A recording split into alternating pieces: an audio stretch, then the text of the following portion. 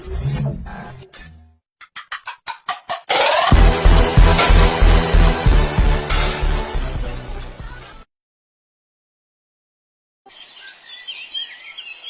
ना, अब राहुल के लिए लड़की देखना शुरू कर दो। अब वो कमाता भी है और उसकी शादी की उम्र भी हो गई है। तुम ठीक कहती हो पायल, लेकिन सच कहूं तो मुझे ऑफिस के काम से फुर्सत ही नहीं, तो ये काम मैं तुम्हें ही सौंपता हूँ। इतनी बड़ी जिम्मेदारी आप मुझे क्यों दे रहे हैं? माँ बाबा के जाने के बाद जब तुमने इस घर की सारी जिम्मेदारियां इतने अच्छे से संभाल ली, तो फिर ये क्यों नहीं? भैया बिल्कुल ठीक कह रहे हैं भाभी। और वैसे भी हम दोनों ने सारा दिन काम के चक्कर में बाहर ही रहना है, घर पर तो आपको ही रहना है ना उसके साथ, तो आप खुद ही ढूंढो अपनी देवरानी। ये है पायल, जिसके सास ससुर की मौत कई साल पहले ही हो चुकी थी। पायल गरीब घर से थी और समझदार भी थी। उसने आते ही सारा घर संभाल लिया था। अपने देवर और पति की बात सुनने के बाद अगले दिन से ही पायल अपने देवर के लिए लड़कियां देखना शुरू कर देती है, लेकिन उसे एक लड़की भी समझ में नहीं आती। ऐसे ही कुछ दिन बीत जाते हैं, लेकिन इसी दौरान राहुल को एक अमीर घर की लड़की रिया मिलती है, जिससे दोस्ती के कुछ दिन बाद ही दोनों में प्यार हो जाता है और फिर राहुल उसे सबसे मिलवाता है। पायल और प्रवेश रिया के घर वालों से मिलते हैं, जहां शुरू में तो वो इस शादी के लिए मना करते हैं, क्योंकि राहुल बड़े घर का लड़का नहीं था। लेकिन फिर रिया की मर्जी के आगे उन सबको झुकना ही पड़ता है और वो उनकी शादी के लिए मान जाते हैं। फिर एक रोज पायल की पड़ोसन सरला मौसी वहां आती है। सरला की आदत थी, वो अक्सर लोगों के घरों में फूट डलवाती थी और मजे लेती थी। उस रोज भी उसने ऐसा ही किया। देख पायल, ज्यादा ख्याली पुलाव मत पका। इतिहास गवाह है, जेठानी और देवरानी कभी बहनों जैसी नहीं रह सकती। वो नए जमाने की लड़की है, तो जाहिर है तुझसे तो तेज तर्रार ही होगी ना। तो एक बात समझ ले, तूने अगर जरा भी ढील दी ना, तो बस घर की डोर खिंच जाएगी तेरे हाथ से। रिया अमीर घर से थी, इसलिए उसकी शादी बड़े धूमधाम से होती है और वो अपने साथ खूब सामान भी लाती है। वाह, नई बहू तो कितने पैसे वाली घर से आई है। ये तो अपने साथ कितना दहेज लाई है। लेकिन जब बेचारी पायल आई थी, 2 जोड़ी कपड़े में ही आ गई थी। ये सब सुनकर पायल को अपनी देवरानी से जलन होने लगती है। शादी के बाद पायल उसे रहने के लिए ऊपर बना हुआ नया कमरा देती है, लेकिन कुछ ही दिनों में उसे नीचे का घर पुराना लगने लगता है और वो अपने पति से कहकर उस नए कमरे में शिफ्ट होने की बात करती है। होंगे वो अमीर घर से, लेकिन मेरे बाबा भी गांव के सरपंच हैं। हाँ, गरीब है लेकिन इज्जत वाले हैं, और मैं उससे पहले इस घर में आई हूँ, इसलिए ऊपर वाले नए कमरे में तो मैं ही रहूंगी। रिया अमीर घर से थी लेकिन समझदार थी, इसलिए वो चुपचाप अपना ऊपर का कमरा अपनी जेठानी को दे देती है और खुद नीचे के फ्लोर पर शिफ्ट हो जाती है। और फिर कुछ ही दिनों के अंदर, भाभी आपने ये छत का दरवाजा क्यों लॉक किया हुआ है? मुझे कपड़े सुखाने ऊपर। क्यों? ऊपर क्यों सुखाने? नीचे भी तो जगह है ना, और वैसे भी ये हमारा पोर्शन है, तो हमें भी तो कुछ प्राइवेसी चाहिए होती है ना। रिया ने शुरू में तो कुछ नहीं कहा, लेकिन धीरे धीरे उसे पायल का बर्ताव और उसकी हरकतें खटकने लगी। और फिर एक दिन, बस अब बहुत हो गया भाभी, और ये सब क्यों कर रही हैं? आपको मुझसे परेशानी क्या है? परेशानी मुझे क्यों होगी? हाँ, क्योंकि आप मुझे हर समय परेशान करती हो। मेरे क्या इतने बुरे दिन आ गए हैं? मुझे और भी काम होते हैं, समझी ना। भाभी, अगर आपके मन में कोई बात है तो हम बात कर सकते हैं, पर ऐसे एक दूसरे से मनमुटाव रखेंगे तो बड़ी दिक्कत हो जाएगी सच में। रिया की बात का पायल ने कोई जवाब नहीं दिया और वो उसे इग्नोर करके वहां से चली गई। अब तो रिया ने भी ठान लिया था कि वो भी अपनी जेठानी से वैसा ही व्यवहार करेगी जैसा वो उसके साथ कर रही थी। नतीजा ये हुआ कि आए दिन दोनों में बिना बात के खटपट होने लगी। उनकी इस तरह की लड़ाइयों से प्रवेश और राहुल भी परेशान हो गए। फिर एक दिन जब भरी दोपहर में पायल सब्जियां और राशन लेकर घर आई, तो कई बार डोरबेल बजाने के बाद भी रिया ने घर का दरवाजा नहीं खोला। गर्मी से बेहाल पायल का पारा और चढ़ने लगा। रिया, ओ रिया, अरे कहाँ मर गई? उफ, अरे दरवाजा खोल जल्दी से। भाभी, अभी 15 मिनट और लगेंगे, वो मैं बाथरूम में हूं ना, इसलिए। रिया ने झूठ बोला था। वो ये सब पायल को सबक सिखाने के लिए कर रही थी। उधर तेज धूप में खड़ी पायल का गुस्सा बढ़ता जा रहा था। और फिर जब काफी देर बाद रिया ने दरवाजा खोला तो पायल ने उसे खूब खरी खोटी सुनाई। नतीजा, उस दिन देवरानी जेठानी के बीच इतना झगड़ा हुआ कि दोनों ने अब एक दूसरे से बात करना ही बंद कर दिया।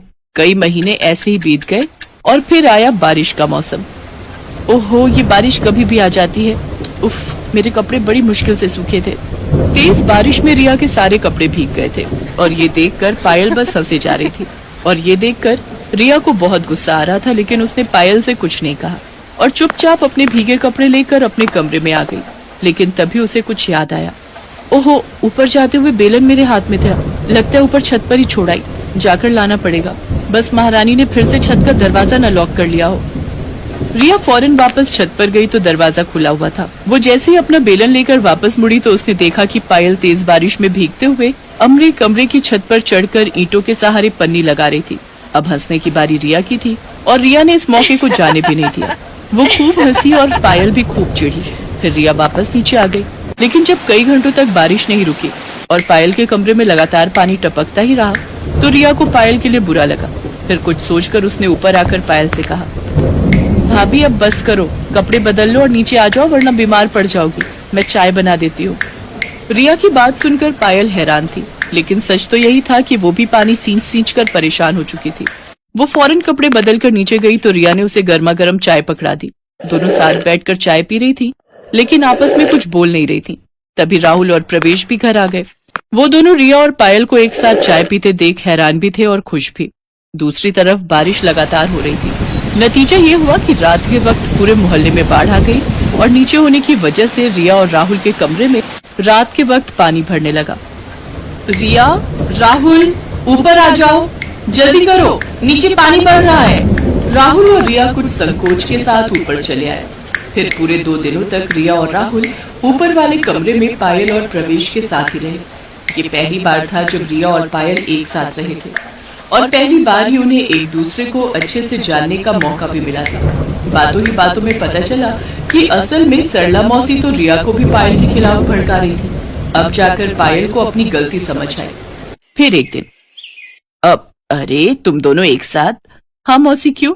नहीं नहीं, मैं तो बस ऐसे ही पूछ रही थी। ये लो मौसी, प्रसाद खाओ। हम दोनों साथ में मंदिर गए थे। सच में माता रानी ने हमारी आंखें खोल दी। सिर्फ आंखें नहीं, माता रानी ने तो हमारे कान भी खोल दिए ना भाभी। रिया की इस बात पर दोनों जोर जोर से हंसने लगी, लेकिन सामने खड़ी सरला की सूरत बस देखने लायक थी।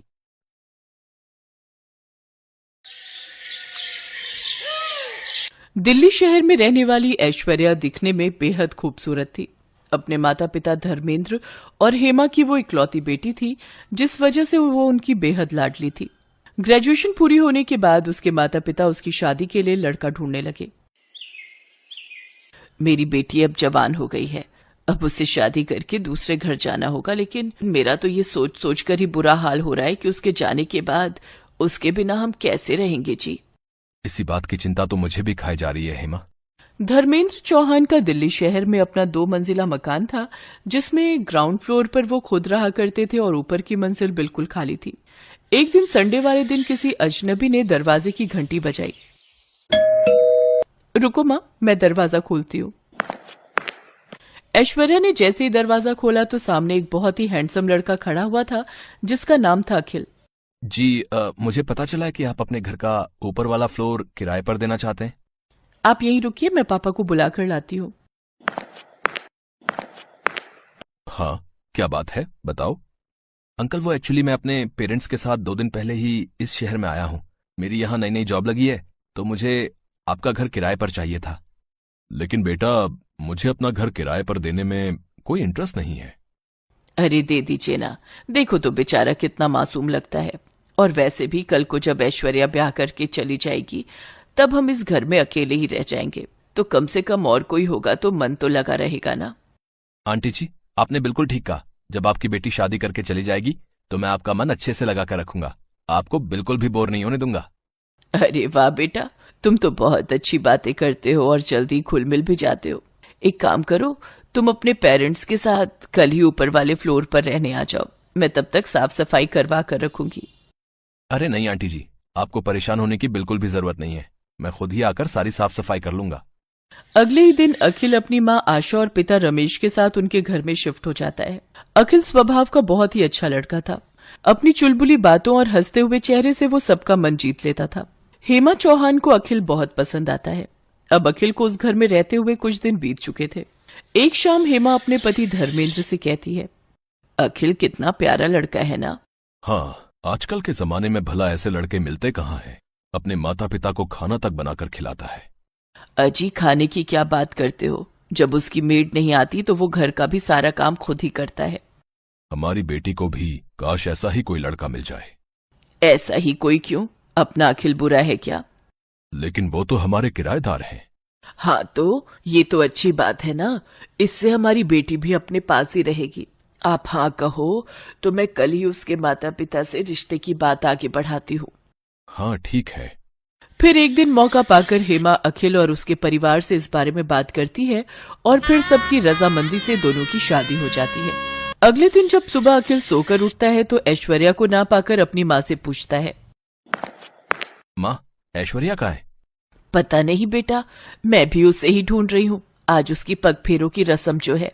लेकिन ऐश्वर्या तो बड़े मजे से अपने पेरेंट्स के पास जाकर चाय पी रही थी। ऐश्वर्या, तुम वहां क्या कर रही हो? चाय पी रही हूँ। मुझे अपने इस कप में ही चाय पीना पसंद है और बाथरूम भी मैं सिर्फ अपना ही यूज करती हूँ। ऊपर का वो रूम मुझे पसंद नहीं। अरे बहू, आज तुम्हारी पग फेरों की रस्म थी, लेकिन तुम तो अकेले ही मायके पहुंच गई। चलो कोई नहीं, अब मैं अखिल को नीचे भेजती हूँ तुम्हें लेने के लिए। क्या सासू माँ, आप भी आ तो रही हूं मैं।